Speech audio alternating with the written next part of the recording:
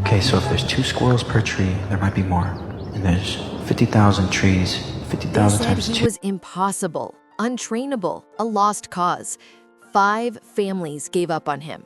The shelter workers even made bets on how fast he'd come back. But when Elena discovered the truth at that vet clinic, everything everyone thought they knew shattered into a million pieces. This 130-pound American Bully XXL named Vito wasn't stubborn. He wasn't defiant. He was living in complete silence, and nobody had ever bothered to figure out why. Vito's story began on a cold, empty street. He was just a puppy, alone, no mother, no siblings, nobody. Animal control found him sitting there like he was waiting for someone who never came. They brought him to the shelter, and that's where his nightmare truly started. This wasn't one of those warm rescue centers. This was a place where overworked staff counted hours until they could leave. They fed him, gave him water, cleaned his cage when they remembered. That was it. No love, no attention, just cold metal bars and gray walls every single day. Then came the adoptions. The first family took him home excited. 2 weeks later, they brought him back. He doesn't listen. He ignores every command. The second family lasted 3 days. We can't handle this. The third didn't make it through the weekend. Every time Vito returned, the workers laughed and placed bets. I give him 4 days this time. Vito felt every single rejection carved deeper into his soul. He stopped wagging his tail. He stopped hoping. He just existed behind those bars, a 130-pound powerhouse nobody wanted. Then Elena walked in. She scanned the rows of cages and asked one simple question. Who needs help the most? The worker hesitated, but finally muttered, "There's Vito, but I'm warning you." Elena cut him off. "Show me." When she saw him, her breath caught. This massive American Bully XXL stared back with the saddest eyes she'd ever seen. Nothing was physically wrong. He was gorgeous.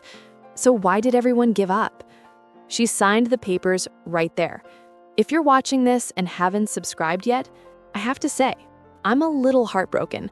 Stories like this need your support. Hit that subscribe button right now. You won't regret it. Now, back to what happened when Elena brought Vito home. Her mother, Margaret, and grandmother, Sophia, were not happy. Absolutely not. That thing is enormous, Margaret said, arms crossed. Sophia didn't even look at him. This is a mistake, Elena. But Elena refused to give up. She tried everything. Commands, treats, patience. Nothing worked. Vito would stare at her, then do the exact opposite. The frustration grew thicker every day. Margaret yelled. Sophia avoided him. Even Elena started to crack. "What is wrong with you?" she whispered one night, tears streaming. Vito just wagged his tail, completely oblivious, spreading chaos with innocent joy. Elena couldn't take it anymore.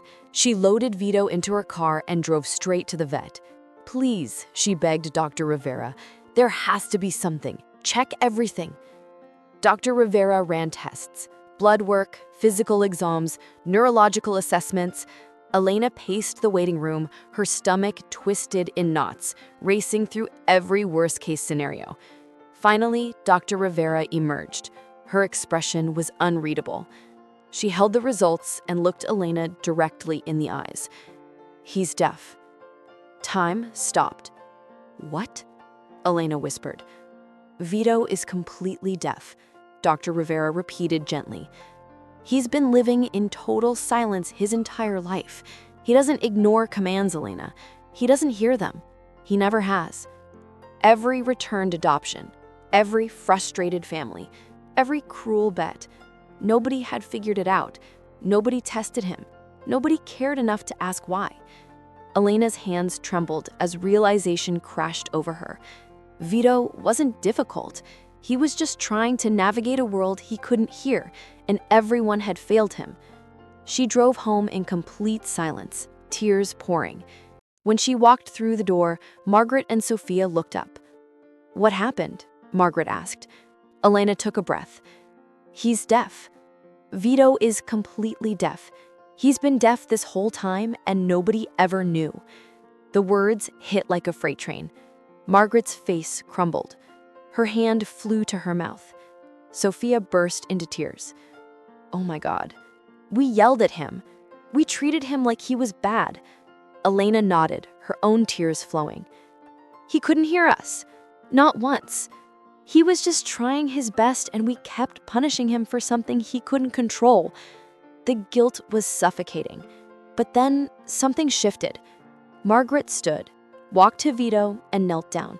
She placed both hands on his massive head, looked into his confused, gentle eyes, and whispered, "I'm so sorry." Sophia joined her, then Elena. The three women surrounded Vito, and he, this 130-pound gentle giant who had been rejected over and over, just sat there, wagging his tail, completely unaware of the emotional earthquake happening around him. From that moment on, everything changed. Margaret, Sophia, and Elena made a pact. They would learn Vito's language. They researched hand signals. They practiced sign commands. They stopped yelling and started showing. Sit became a downward hand motion. Stay became an open palm. Good boy became a smile and a pat on his head. And Vito soaked it all in like he'd been waiting his entire life for someone to finally understand him. Within weeks, he was following commands perfectly. Not because he suddenly became obedient, but because for the first time ever, someone was speaking a language he could actually understand. Margaret, who once refused to look at him, became his biggest advocate. Sophia, who called him a mistake, started sleeping with her door open so Vito could check on her at night. Vito transformed from the problem dog into the heart of their home. He learned over 50 hand signals. When Margaret had a bad day, Vito would rest his enormous head on her lap. When Sophia felt lonely, he'd curl up at her feet like a 130-pound security blanket. And the most beautiful part? Vito never held a grudge. All he knew was that he was finally home, finally understood, and finally loved. 5 families gave up on him, but 3 women chose to see past the surface and love him in the language he needed. Today, Vito is thriving, living proof that sometimes the problem isn't the dog, it's that nobody's listening the right way. Sometimes love is silent, and sometimes that's the most powerful language of all. If this story touched your heart and you're still not subscribed, please don't wait any longer. Hit that subscribe button.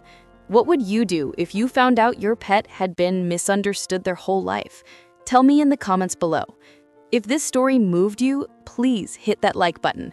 It helps more people find these incredible stories.